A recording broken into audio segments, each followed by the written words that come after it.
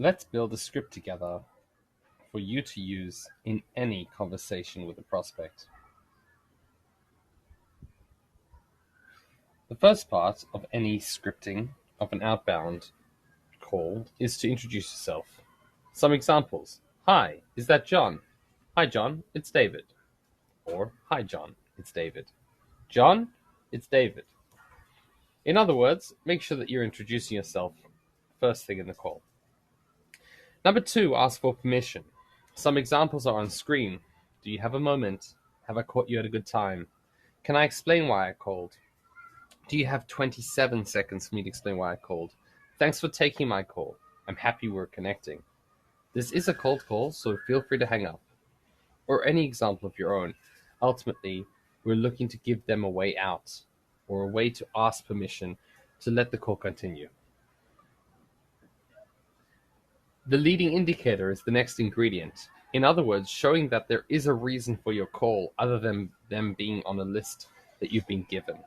For example, if I was calling somebody for Whistle, I noticed that you're hiring SDRs currently.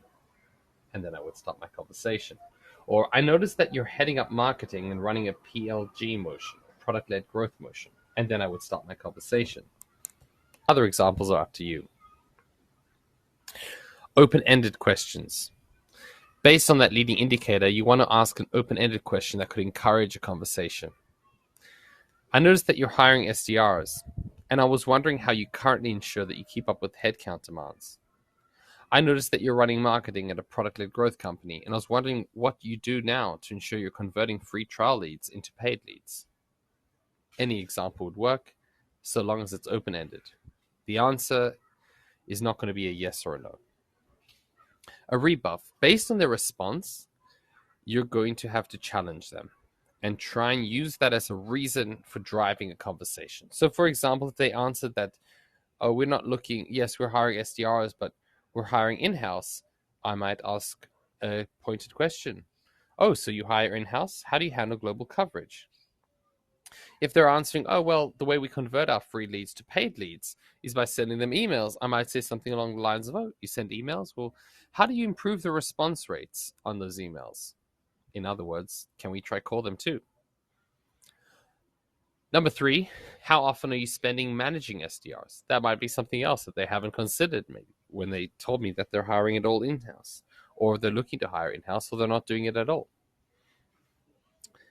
Up to you to find your examples, but the idea is that that example, that question that you bring up should prompt them to ask you a question back. What is it you do? Suggesting a meeting is a critical part of the call. In many cases, calls will fall apart because you just didn't ask them for a meeting.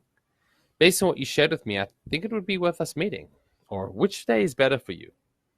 Are you open to setting up a meeting this week? And then name two options.